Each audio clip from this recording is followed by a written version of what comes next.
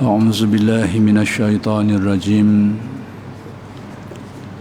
بسم الله الرحمن الرحيم الحمد لله رب العالمين وبه نستعين اللهم صل على سيدنا محمد النبي الأمي وعلى آله وصحبه وسلم رب اشرح لي صدري ويسر لي أمري واحلل عقدة من لساني يفقهوا قولي ولا حول ولا قوة إلا بالله العلي العظيم إلهي أنت مقصودي ورضاك مطلوبي أعطني محبتك ومعرفتك. Assalamualaikum warahmatullahi wabarakatuh. Alhamdulillah wa syukrulillah wassalatu wassalamu ala rasulillah amma ba'du. Pertama sekali kita bersyukur kehadrat Allah Subhanahu wa taala yang telah mengurniakan kepada kita nikmat yang sangat banyak yang tidak terhitung jumlahnya, sama ada nikmat-nikmat yang zahir maupun nikmat yang batin.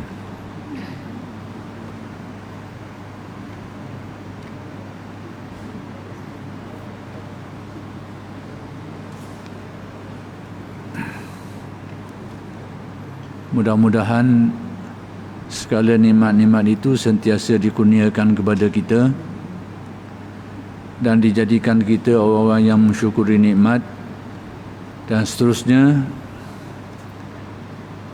dengan sebab syukur kita ditambah lagi dengan nikmat-nikmat yang lain oleh Allah Subhanahu wa taala.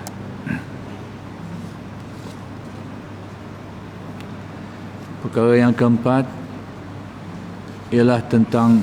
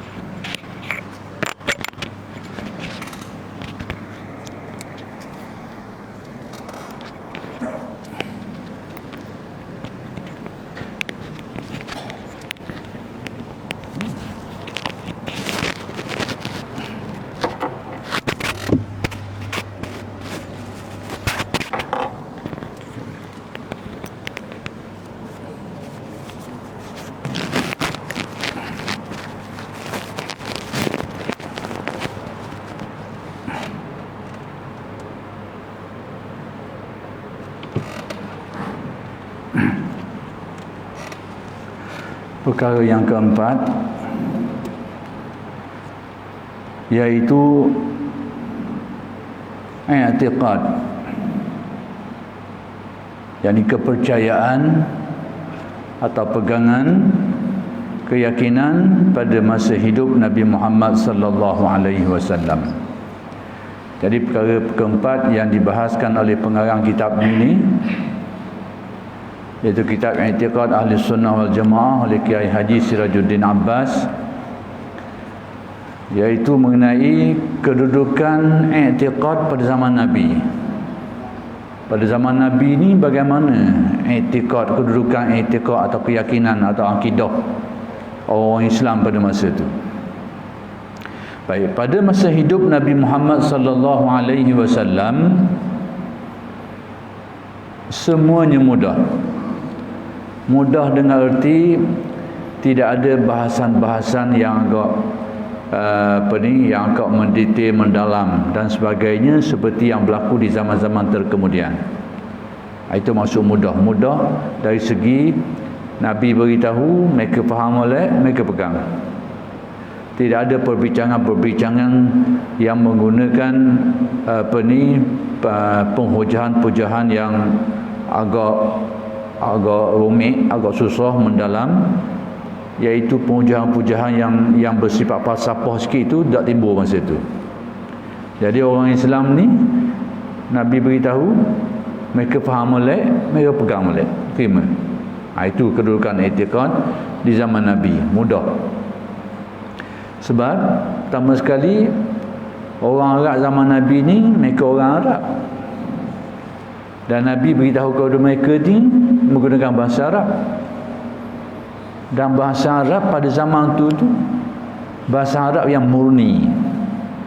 Murni dengan arti asli. Jadi apa-apa yang diberitahu mereka dapat faham dengan baik. Tak timbul masalah.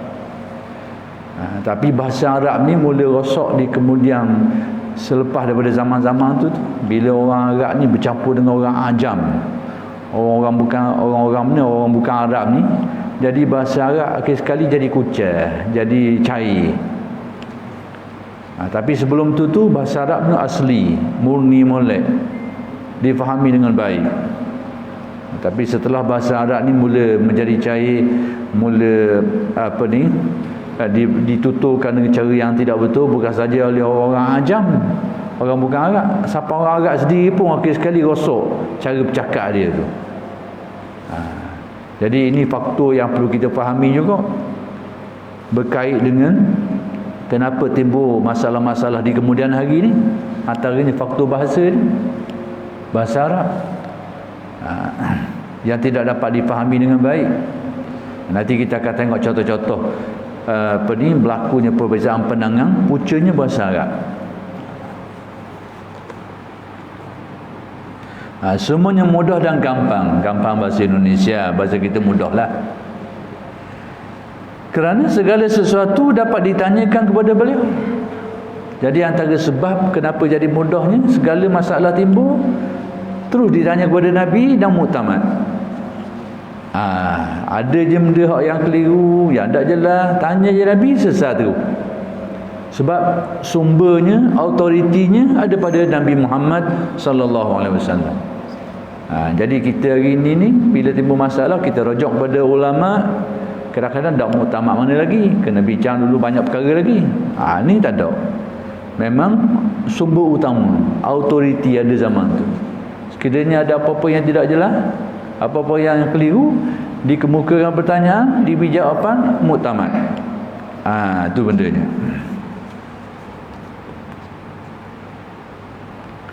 Baik, sahabat-sahabat Nabi berkumpul di hadapan Nabi.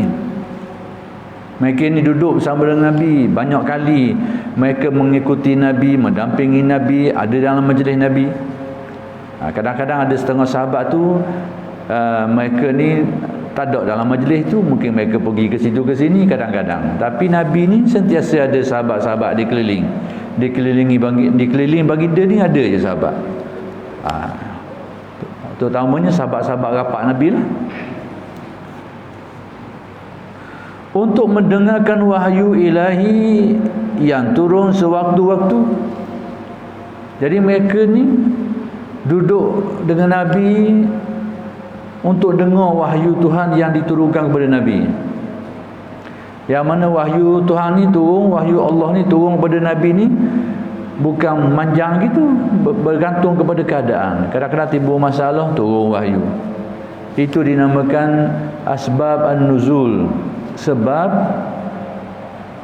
sebab-sebab tertentu yang ada kaitan dengan penurunan ayat tu. Maka sebab itulah dalam Al-Quran tu sekarang ada dengan kita ni satu Al-Quran yang lengkap, yang telah disusun oleh para sahabat, disusun molek kemah molek. Dari segi penurunan tidak turun stokor gitu, dan dia tidak ikut tertib ayat yang ada dalam Quran hari ni. Dari segi masa dia turun tu tidak turun sekaligus gitu, dan dia tak turun ikut tertib yang sedia ada tu. Dia tak dimulai dengan surah Fatihah dulu turun, lepas tu surah Baqarah, tak gitu cara dia turun. Tapi oleh kerana Nabi beritahu ayat ni gini-gini, maka para sahabat mengumpulkan dia. Dan antara yang melakukan kerja ni, inisiatif ni, Sayyidina Uthman lah, membukukan dia, membentuk dia menjadi satu mushaf yang dinamakan Mushaf Uthmani, yang kita yasuh hari ni, yang terkenal, yang kita pakai hari ni. Tapi nak kabarnya bahawa wahyu tu turun tidak dalam bentuk stokor gitu, dan tidak menurut tertib ayat-ayat yang sedia ada tu. Tidak seperti itu. Itu sebab apa? Kerana wahyu turun menurut sebab-sebab tertentu yang dinamakan asbabun nuzul. Ada di antara mereka yang menuliskan wahyu itu. Jadi ada di antara sahabat-sahabat ditulis wahyu. Pada zaman awal wahyu tu ditulis, hadis Nabi orang tak tulis. Wahyu ditulis. Mereka awalnya dilarang tulis hadis ni, takut keliru dengan ayat Al-Quran. Tapi ada juga yang membuat catatan tentang hadis ni. Di kemudian hari dibukukan juga, ditulis dan dibukukan juga hadis ni. Tapi mereka awalnya tak, Al-Quran saja yang ditulis.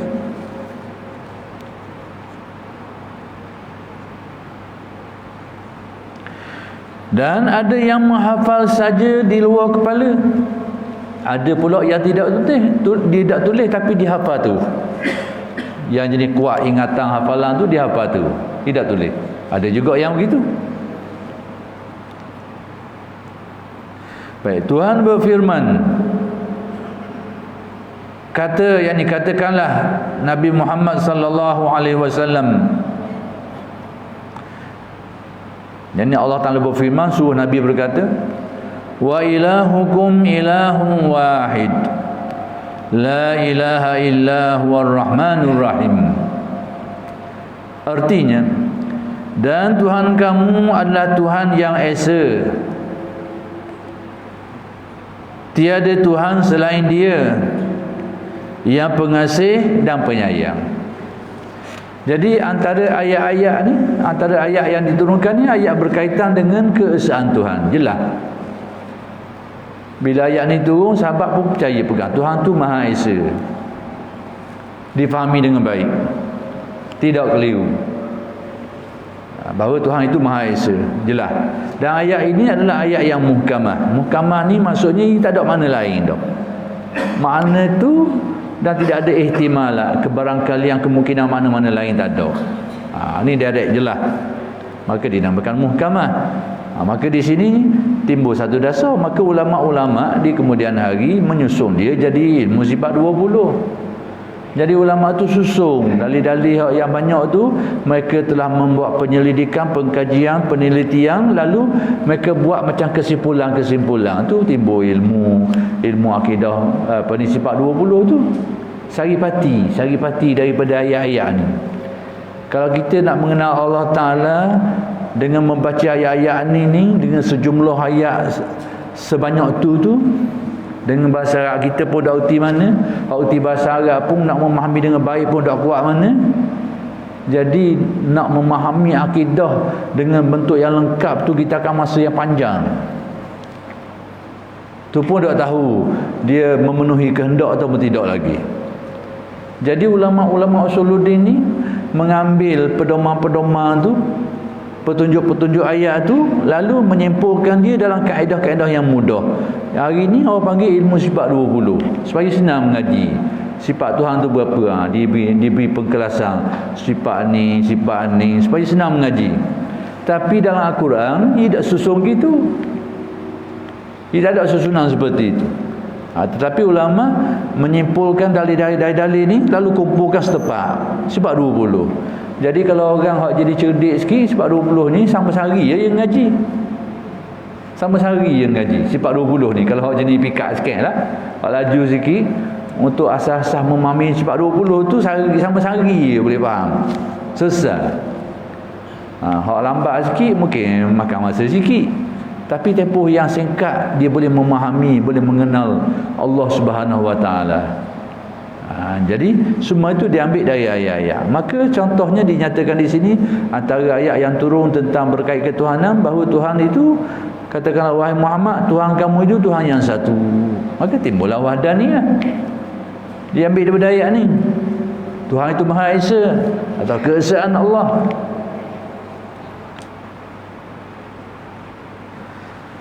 Baik. Para sahabat Nabi sallallahu alaihi wasallam, kerana mereka orang Arab, mereka ni orang Arab, dan orang Arab zaman tu Arab pure. Dia cakap pun cakap menggunakan gaya bahasa yang betul, sekalipun dia tak belajar gaya bahasa tu, tapi itu gaya percakapan dia. Hari ni tak dah. Orang Arab cakap litang bukan, agak learn ni pun orang Arab learn ni. Dia kena molek orang Ajam tu lebih betul tata bahasa dia daripada orang Arab sendiri. Macam bahasa Melayu juga lah. Dan kita ni pekat awal dulu orang Melayu cakap ikut kaedah dia, bahasa betul. Kita hari ni cambar habis. SPM pun tak apa nak lulu bahasa Melayu.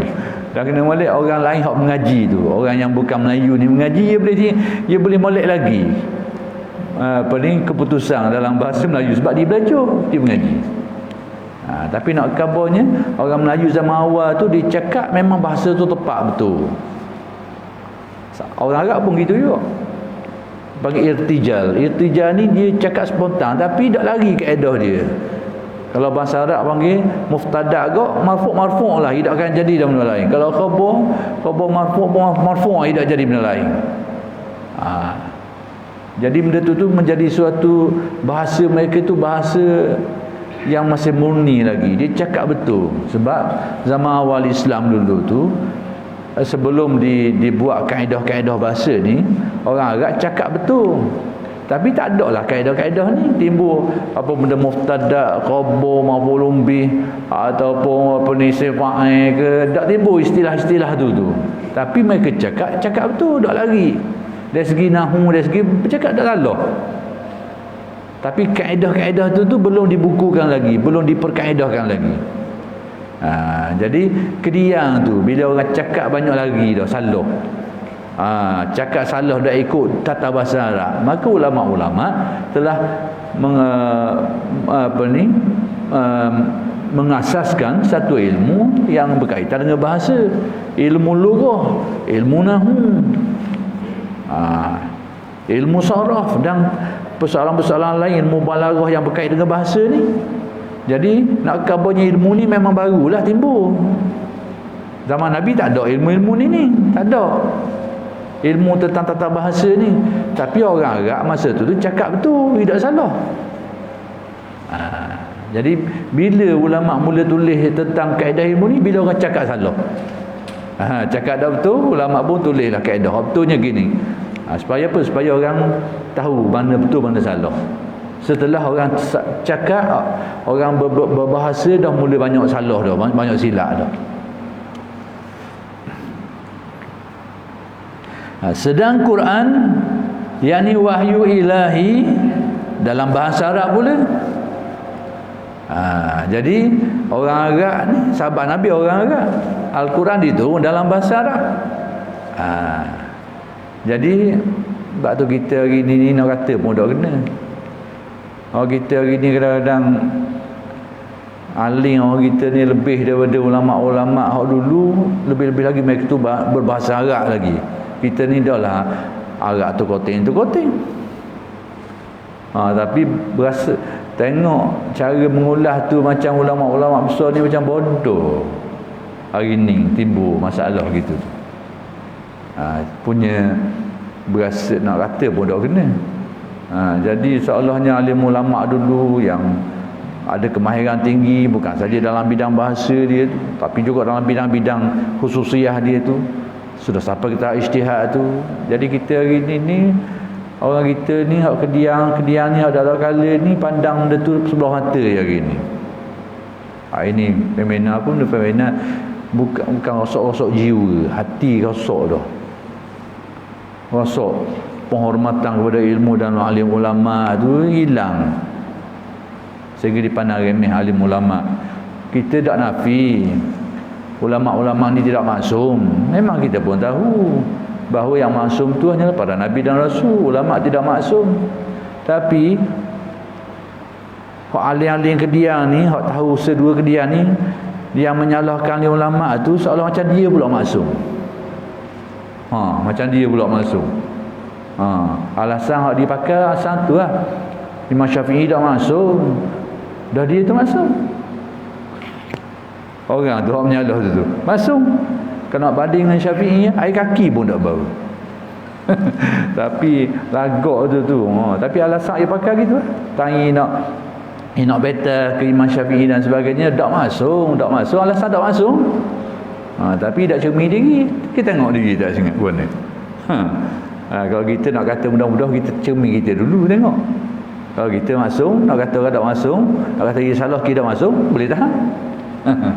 Tu nak kabarnya. Hari ni fenomena tu berlaku hari ni. Imam Syafi'i membahagikan bid'ah pada hasanah sayyi'ah. Ada oleh ni alim hari ni, ada alim sangat konon. Itu hari ni. Kalau ya pun paling tidak saya berpendapat begini, Imam Syafi'i berpendapat begini, okey dah gitu. Ni dah. Jadi seolahnya lain daripada hak dia pegang, lain daripada hak dia percaya, hak dia pakai tu tak pakai. Ini penyakit hari ni. Jadi nak kabarnya bahawa antara faktornya sahabat-sahabat zaman Nabi ni dia berbahasa Arab, dan Al-Quran tu diturunkan bahasa Arab dan mereka boleh faham dengan baik. Dapat menangkap isi dan arti yang hakiki dari ayat-ayat Al-Quran tu, mereka dapat faham dengan baik. Dan dia pun masalah lah, sebab mereka asli bahasa Arab dan Al-Quran pun dalam bahasa Arab.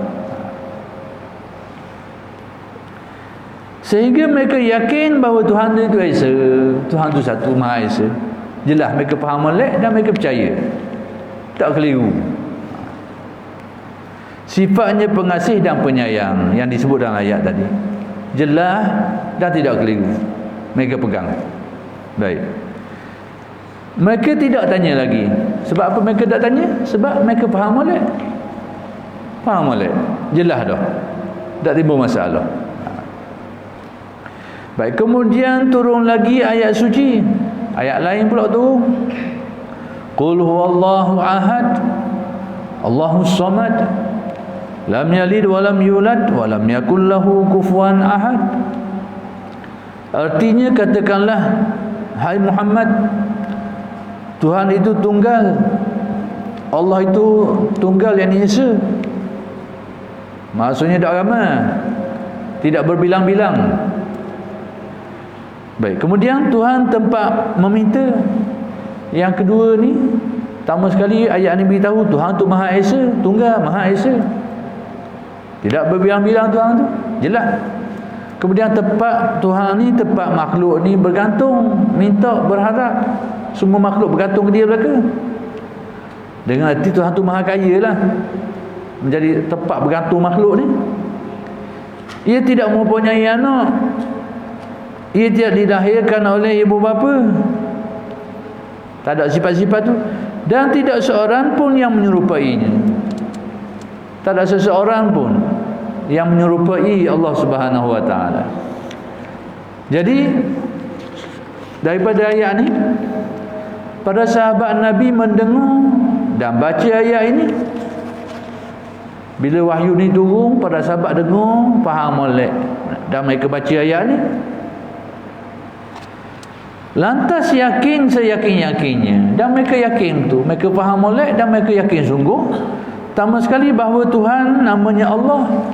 Ayat ni khabar Tuhan tu namanya Allah. Qul huwallah, Allah tu nama Tuhan. Jadi mereka faham molek dan mereka pegang Tuhan tu nama dia Allah. Kemudian ia tunggal, disebut dalam ayat tadi Tuhan itu Maha Esa, tunggal, bukan dua, bukan tiga dan sebagainya. Kemudian ia bukan bapa. Bila sebut bapa tu ada anak lah, dan bukan dari jenis tu. Ia bukan anak seseorang. Bila sebut anak ada bapa lah, bukan. Sebagai anggapan orang Nasara kepada Tuhan mereka. Jadi tidak, dalam keyakinan yang berdasarkan yang diturunkan ayat ni, Tuhan tu dia bukanlah anak kepada ayah tertentu, bapa, tak ada. sebagaimana yang keyakinan ini ada dipegang dalam agama lain. Itu kalau kita hari ni agama Nasara lah. Nasara tu nama lama, nama kita Kristian lah. Jadi mereka tu percaya bahawa Isa tu memang anak kepada Tuhan. Anak tu. Dia faham gitu. Itu bukan keyakinan kita gitu. Nak khabar, tapi adalah agama yang pegang gitu. Orang Yahudi pun ada kat pegangan gitu. Mereka yakin Uzair, Nabi Uzair anak Tuhan juga. Sebagaimana orang Nasrani percaya kepada Isa tu anak. Dan pula tidak seorang pun yang menyerupainya. Jadi ayat ni juga beritahu tidak ada seseorang atau sesuatu pun yang menyerupai Allah. Maka dari sinilah ulama-ulama buat keluar sifat-sifat tu. Antara tadi tu nama Tuhan tu Allah. Dia Maha Esa, sebut dalam ayat sebelum tadi tu. Antaranya pula Tuhan tidak menyerupai sesuatu. Jelas, terang. Tak keliru dah, sebab pegang molek. Maka tidak menyerupai sesuatu itulah maka dikeluarkan suatu sifat yang namanya mukhalafatuhu lil hawadis. Daripada ayat-ayat gini lah. Nak kabarnya hari ni timbul masalah. Dan ini sudah menjadi suatu benda ni dah dibicarakan secara terbuka dah. Jadi sifat 20 tu dikatakan dia tu bukan berdasarkan sunnah. Ini kerana pengaruh-pengaruh ahli falsafah dan macam-macam. Ni nak khabar ni hari mana benda-benda gitu tu. Jadi ulama hanya waktu keluarkan satu-satu poin dia tu. Allah Maha Esa sebut wahdaniyah. Tuhan tidak menyampai sesuatu yang disebut ayat ni orang panggil mukhalafatuhu lil hawadis. Jadi mari daripada ayat-ayat ini.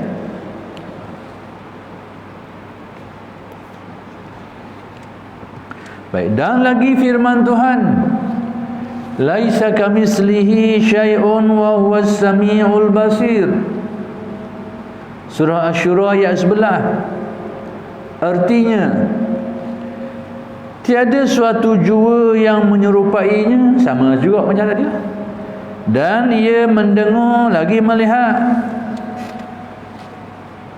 Jadi ayat ni juga beritahu tidak ada sesuatu pun yang menyerupai Tuhan. Ayat sebelum ni tidak ada seseorang pun yang menyerupai Tuhan. Ayat ni luas lagi. Tidak ada sesuatu pun, bukan orang saja, sesuatu pun yang menyerupai Tuhan. Jadi semua itu ulama keluarkan dia atas satu nama mukhalafatuhu lil hawadis. Tidak sama sekali.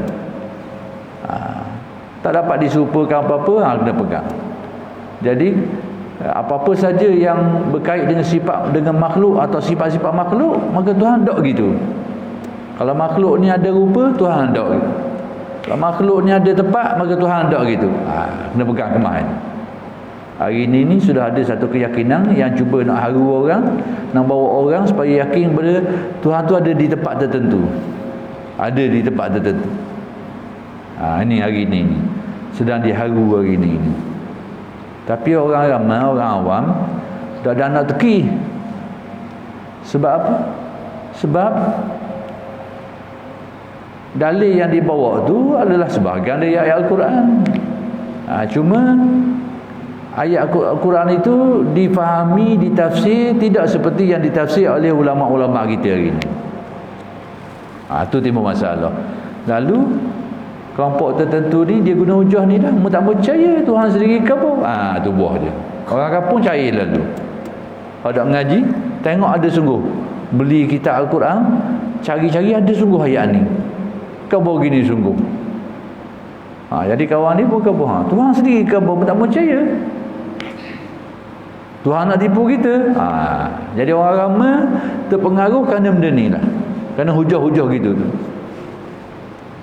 Sedangkan ayat Al-Quran tu tidak satu. Banyak lagi ayat lain yang kena tengok juga. Maka ulama-ulama kita ni melihat secara keseluruhan. Lalu berpandukan lagi pedoman-pedoman, pegangan-pegangan, petua yang diberikan oleh para sahabat. Lalu mereka buat kesimpulan. Ni dak, dia ambil ayat ni stopok, dia duk jaja. Duk jaja. Nah, kabarnya Tuhan ada di tempat tertentu. Tapi tanilah orang kampung yang mana tahu ayat lain. Ayat lain tak erti, tak tahu. Tak mengajilah. Sini dah tempat orang ramai terpengaruh dengan faham mujassimah ni. Yang meyakini Tuhan ada situ ada sini ni. Kerana tadi kerana cara memahami dalil tu. Jadi perkara-perkara yang semacam ni hari ni kita tengok menjadi ancaman lah. Dan kena jaga-jaga.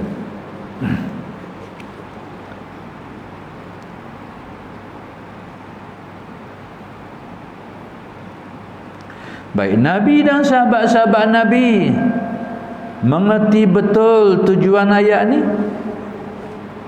Mereka orang Arab dan ayat ni ayat dalam bahasa Arab. Mereka faham boleh? Tak keliru. Bahawa tidak ada sesuatu jua yang menyerupai Tuhan. Mereka faham molek dan mereka pegang. Mereka dah soal banyak dah. Mereka faham molek benda ni. Faham tentang apa? Bahawa tidak ada sesuatu pun yang menyerupai Tuhan. Dan ia tidak menyerupai sesuatu. Dan Tuhan itu pula tidak menyerupai sesuatu. Samalah ayat pengukuh. Tidak ada sesuatu yang menyerupai Tuhan dan Tuhan itu tidak menyerupai sesuatu. Balikkan je lah. Baik, ia bersifat mendengar dan melihat. Tuhan tu maha mendengar lagi maha melihat. Dah mana Tuhan mendengar, macam mana Tuhan melihat, tidak menyerupai sesuatu juga. Cuma kita faham bahawa Tuhan tu mendengar dan melihat. Faham benda tu. Macam mana Tuhan tu melihat, macam mana Tuhan tu mendengar, itu juga termasuk mukhalafah. Tak diketahui hakikatnya.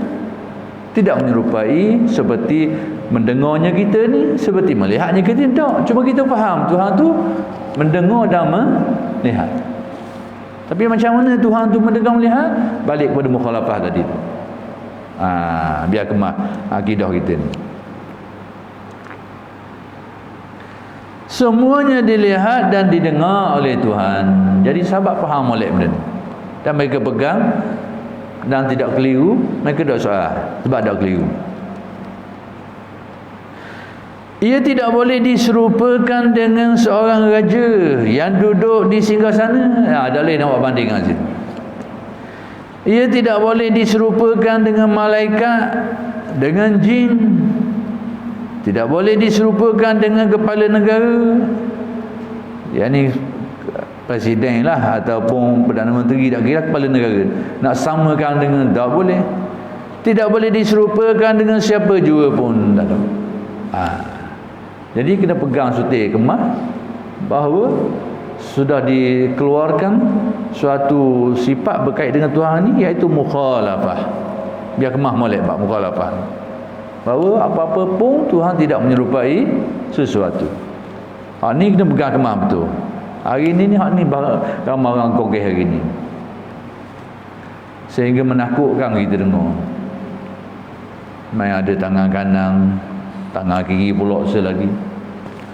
Waktu tu dia baca satu ayat yang menyebut tentang tangan kanan tu. Tangan kiri tak sebut, tapi dia faham ada tangan kanan, ada kiri selagi. Dia faham itu pula. Dia tak baca lagi ayat khabar Tuhan tu banyak tangan, bukan dua saja. Kiri mana pula tangan. Ni benda-benda menyakit belaka lagi. Sebab tu kita kena pegang kepada kaedah-kaedah yang sudah diputuskan oleh ulama-ulama. Kalau kita mahir macam dia ulama, tak apalah. Ibarat gini lah, kita ni tak mahir, tak kerti nak buat kereta, pakai kereta orang buat dah lah. Benda tu romik, tak mudah. Orang waktu beli dah kereta ni, beli kereta tu sudah. Nak buat diri gini-gini, kalau mampu tak apa. Tapi berapa ramai ada kemampuan tu, nak buat kereta jadi kereta lelabi. Jadi kereta lelabi nak buat. Sepatutnya kita naik kereta ni, kita tu kena tolak kereta. Kena tolak kereta tu.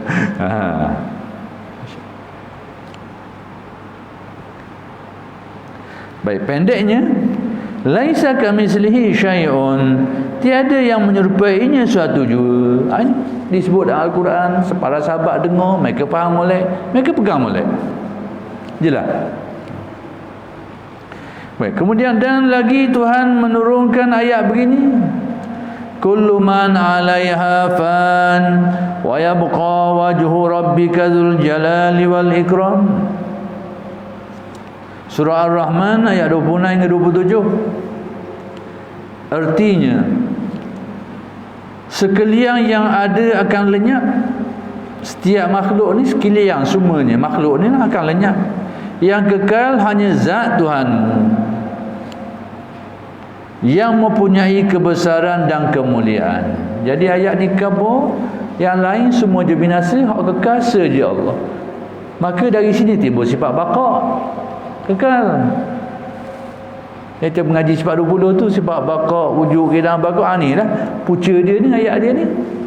Tuhan beritahu hak lain binasa belaka, hak kekalnya zat Allah. Jadi kalau nak cari learningnya timbul gini, timbul akalan gini, kita pun pelik juga kadang-kadang. Ni nak cari perkataan qidam, baqa, mukhalafah, nak cari perkataan tu dalam Quran, memang tak jumpa. Memang tak jumpa perkataan tu. Itu perkataan alim ulama buat kesimpulan, tapi diambil daripada ayat-ayat ni. Sama juga hari ni timbul satu trend hari ni menafikan adanya solat sunat hajat. Tak ada solat sunat hajat ni. Ada buah tu ni kitab-kitab fiqh, hak kecil ke besar ke, bila senarai bab solat sunat termasuk solat sunat hajat. Dah bodoh sangat ke tutup fiqh alim ulama kita dulu pada tahu kala. Bukan seorang dua, cuba buka kitab-kitab fiqh, hak kecil ke besar ke dan senarai. Ada tak senarai sunat hajat? Imam-imam besar, imam-imam terdahulu mujtahid ke, imam-imam kedian ke, bahawa mereka mengisbatkan solat sunat hajat ni. Tapi mari kita lebih alim hari ni telajuk alim. Tak ada setarang sunat hajat ni. Hujah dipakai, tak ada ayat Quran tulis dalam hadis solat yang namanya solat sunat hajat, tak ada. Memang tak jumpa perkataan tu. Sama ni juga ni. Perkataan tu memang tak ada. Tapi maksud dia tu, ulama dia keluarkan perkataan, kesimpulan dia tu, tak nama. Bendanya benda ni macam bakok ni jugalah. Memang nak cari satu perkataan Allah Ta'ala tu bakok gitu memang tak jumpa. Tapi ayat ni beritahu bahawa Tuhan tu maha kekal, maka ulama namakan dia sebagai bakok. Sama ke solat hajat hari ni? Tak ada. Ni timbul, kita dengar banyak dah ni, tak ada solat hajat ni. Kalau tak boleh semayang hajat, tak payah semayang, tak apalah. Tapi jangan haru orang ni. Orang nak semayang kali tak buat sekarang tu. Kita tak ada semayang hajat ni. Kalau orang panggil semayang hajat, tak boleh pergi lah ni. Kalau pergi pun pergi makan saja dah. Dah semayang lah. Tak ada semayang hajat ni. Hari ni timbul. Allah kita na'udzubillah. InsyaAllah. Jadi hari ni kecelaruan berfikir yang berat hari ni lah. Kerana orang tak ni lah, nak kata pun tak kena. Orang kita setengah tu kan aling doa lalu, telajak aling. Jadi benda-benda macam ni supalah. Memang perkataan tu tak ada. Tapi mana sumber dia tu? Maka ulama meletakkan perkataan istilah tanama tu untuk menjelaskan perkara tadi.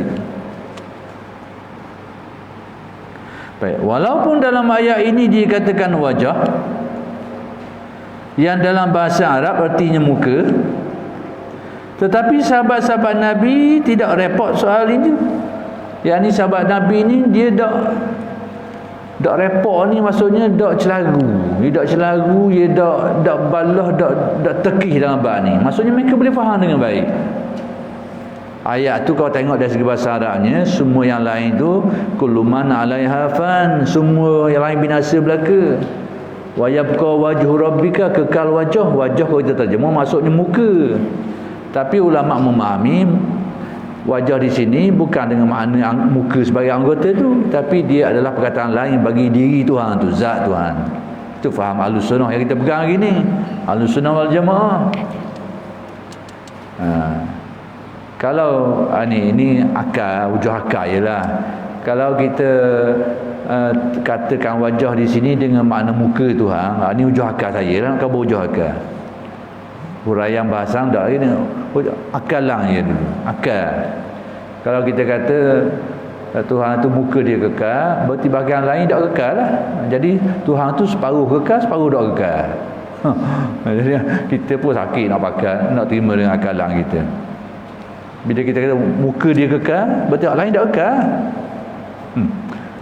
Logik akal. Maksudnya dari kita tak boleh nak mikir pasal itu tu, kita rasa macam selagu, kagu sangat gaya mikir tu.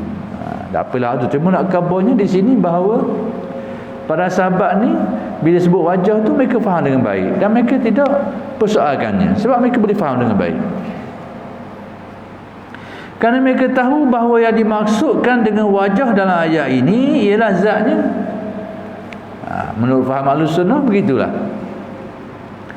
Sesuai dengan sastra Arab di mana biasa dipakai perkataan yang menunjukkan juz'i tetapi yang dimaksud adalah kulli. Nak kabarnya.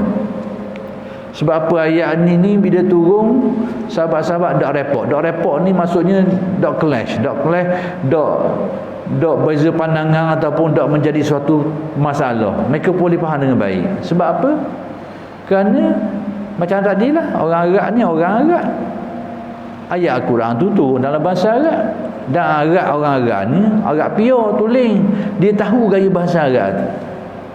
Dan dalam bahasa Arab ni ada penggunaan sesuatu itu digunakan sebahagian daripadanya, tapi dia tidak menunjukkan sebahagian darinya. Ada kaedah tu guna tu. Macam kita bahasa Melayu pun ada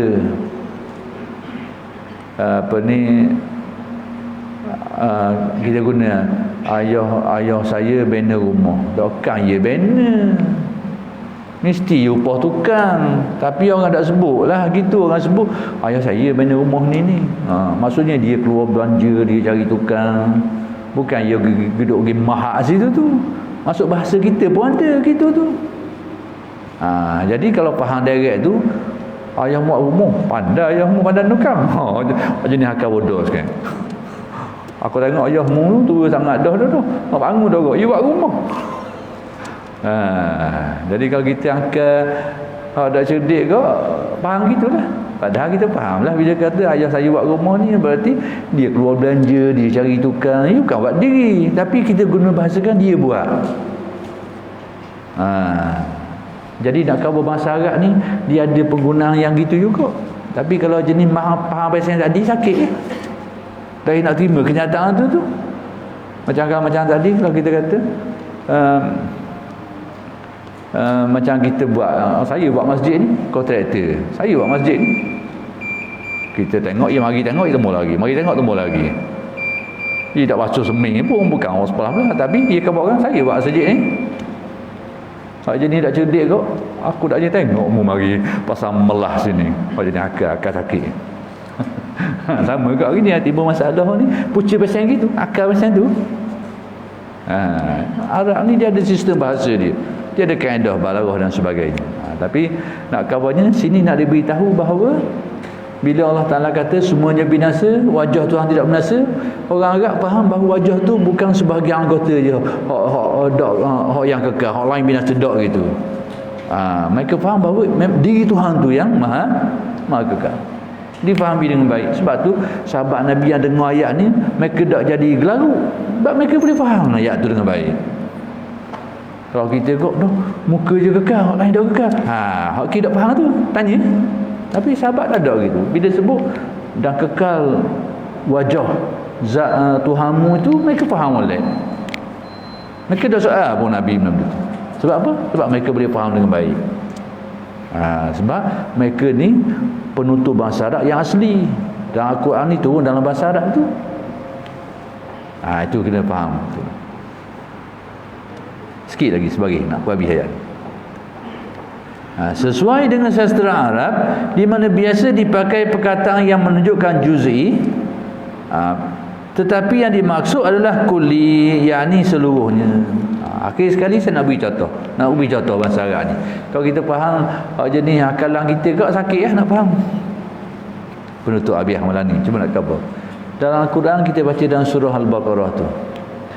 Yaj'aluna asabi'ahum fi adanihim. Kita baca ayat tu semua kan. Kemudian masuk. Asabi' ni jari ni jari. Yaj'aluna asabi'ahum fi adanihim. Mereka meletakkan jari-jari dalam telinga. Kita jadi cak daudah ni, orang dulu lubang telinga luah rupanya. Bodoh kita.